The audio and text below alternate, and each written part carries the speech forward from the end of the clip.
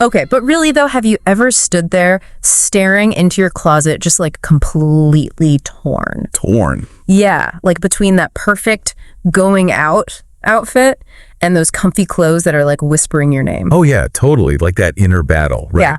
You want to be out there, but you also just crave that quiet night in. Exactly. And I feel like that debate's been getting louder lately, especially for us, women over 30. It's true. Like there's this shift happening, a movement away from that constant pressure of FOMO, fear of missing out. Right. And moving towards something way more deliberate, way more fulfilling. It's like we're calling it JOMO, the joy of missing out. JOMO, exactly. And that's what we're diving into today, Not just like what it is, because, you've probably seen all the memes. Oh, yeah. But the why behind this whole shift, and more importantly, how to actually make it work for you. Because this isn't about becoming a hermit or anything like that. No, definitely not. It's about understanding how to choose what truly makes you happy. Yeah. And being totally okay with missing out on the rest. Totally. To really get JOMO, though, we kind of have to look at what fueled that whole FOMO thing in the first place. Yeah, it's true. Social media, Yeah. It created this constant stream of highlight reels, making it seem like everyone else is always having these like amazing nonstop experiences. It's like this pressure valve that's always on, never shuts off. You scroll through your feed, see everyone at these incredible events, vacations, parties. It's so easy to feel like you're falling behind, like you're not doing enough, like you're not living your best life. Yeah, it makes you feel like you need to be seen doing something, even if you're not really into it, Have you ever felt that pull, that like need to be seen? Absolutely. And that's where this whole comparison trap comes in. You see all those carefully curated versions of reality, and it's so easy to compare our everyday lives to those. We're always measuring ourselves against these like perfectly constructed highlight reels. Yeah. So then it becomes less about genuine enjoyment and more about like creating an image, maintaining a persona. Exactly. And it can be so draining, mentally and emotionally. Okay. So on one hand, you've got FOMO, anxiety-driven, needing to be part of everything. On the other hand, there's JOMO, genuine contentment, when you step back from all that noise. Yeah. And prioritize your own needs and desires. Recognizing that true happiness isn't about keeping up with everybody else. It's about finding what truly nourishes your soul. Right. And JOMO is about recognizing that true happiness isn't out there. It's about finding what feeds your soul. But why are we seeing this shift now, especially, for women in their 30s and beyond? Well, I think it's a few things. We've spent years being bombarded by those idealized online identities.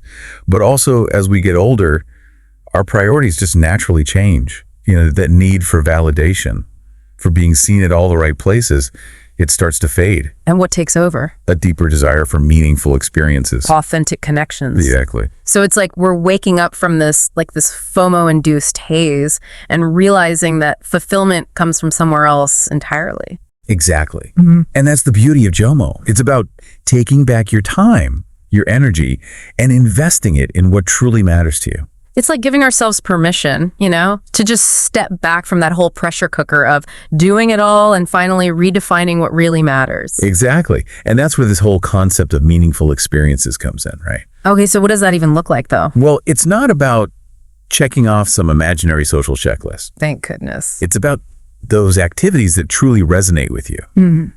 Your values, your passions, what gives you a sense of purpose. So how do we even start to figure out what those are?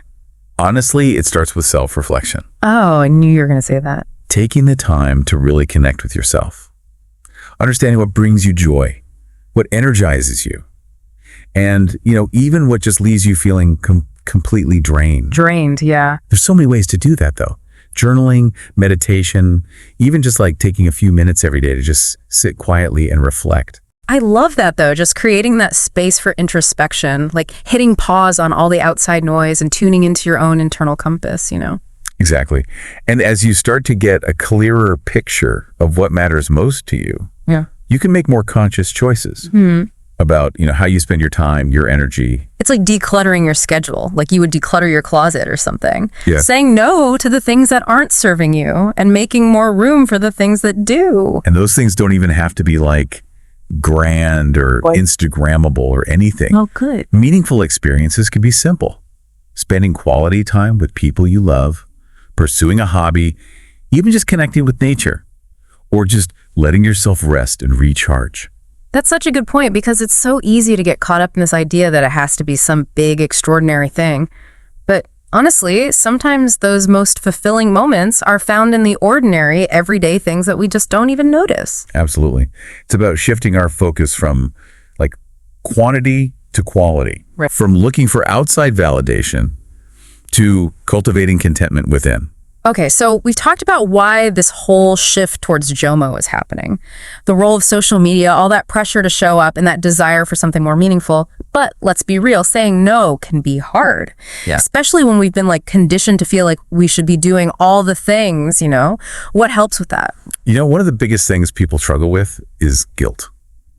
We feel obligated to say yes to invitations, requests, even when we really don't want to. So it's like our gut's telling us one thing, but we do the opposite. Right. And learning to set boundaries is crucial. Boundaries, yeah. It's not about being selfish. It's about honoring your own needs and your own limits.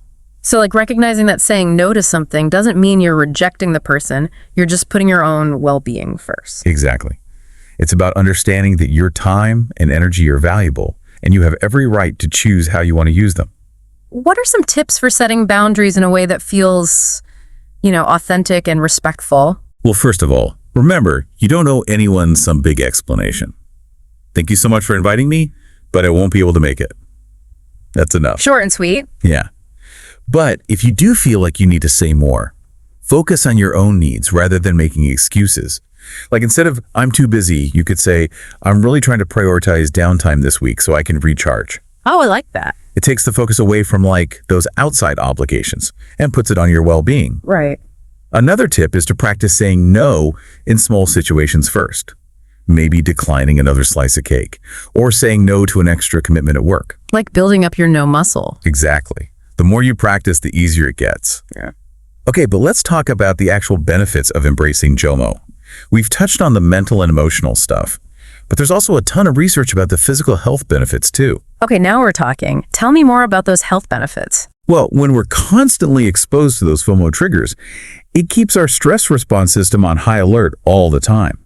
And that chronic stress is linked to a whole bunch of health problems, heart disease, digestive problems, sleep issues, even a weakened immune system. So by reducing those triggers, we're basically giving our bodies a break. Exactly. JOMO lets us create space for relaxation, for restoration. Downtime, yeah.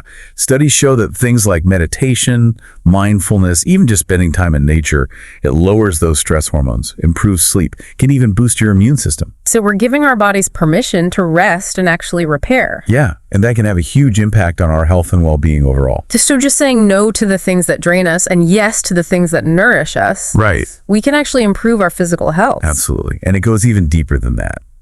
JOMO can also boost creativity. Yeah. And it can improve focus and even strengthen your relationships. When you're not constantly overloaded with everything from the outside, your mind actually has the space to wander, to connect things, and to come up with new ideas. It's like clearing out the mental clutter so that your creativity can breathe again. Exactly. Yes. And when we're not feeling that pressure to be everywhere and do everything, we have more energy to invest in those relationships that really matter. That makes sense. We can be more present, engage in deeper conversations, create memories that truly matter. It sounds like embracing JOMO is a win-win all around. It feels like we're talking about something bigger here. It's not just about making different choices. It's like challenging this whole expectation that we have to always be on, always striving, always doing more. Yeah, you're right. JOMO really is like a countercultural movement in a lot of ways. It is. It's pushing back against this idea that we're only as good as what we do, or how many places we've been, or how much stuff we've got. It's reclaiming the right to slow down, to simplify, to actually enjoy the present moment. Exactly. And recognizing that those quieter moments, the more introspective times, they're just as valuable, maybe even more so than those big, flashy experiences we feel like we're supposed to be chasing all the time. Okay, but how do we make that shift, though? How do we actually go from feeling like we're missing out to embracing, the joy of missing out? I think it starts with being aware. Mm-hmm. Just noticing those times when that FOMO feeling sneaks in and then questioning it. Is this something I really even want to do? Exactly. Or am I just doing it because I feel like I should? What would actually make me happier right now? It's like that gut check. What does my soul actually need right now? Yes. And be honest with yourself. It's okay if you'd rather stay home with a good book than go to that party. Please, yes. It's okay to say no to that invitation if it doesn't feel right. It's okay to choose rest instead of constantly pushing yourself. And give yourself permission to make those choices without feeling guilty or judging yourself. Absolutely. JOMO is all about being kind to yourself, honoring what you need and what you want. It's like redefining what success even means. It's not about keeping up with anyone else. It's about creating a life that feels real and fulfilling to you. Exactly. And that's going to look different for everyone. Maybe it's prioritizing family over work, or maybe it's pursuing a passion project that brings you joy. There's no one right way to do it. It's about finding your own rhythm, your own version of a good life. Exactly.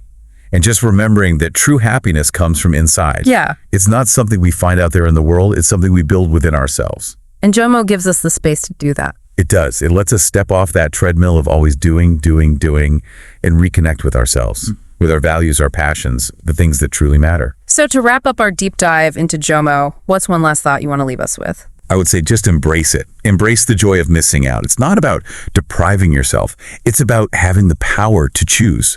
Choosing to create a life that's full of joy and meaning and things that light you up. So go out there and embrace JOMO. Your mind, body, and soul will thank you for it. Absolutely. And that is it for this deep dive. We'll be back next week with another topic. And until then, remember to be kind to yourselves.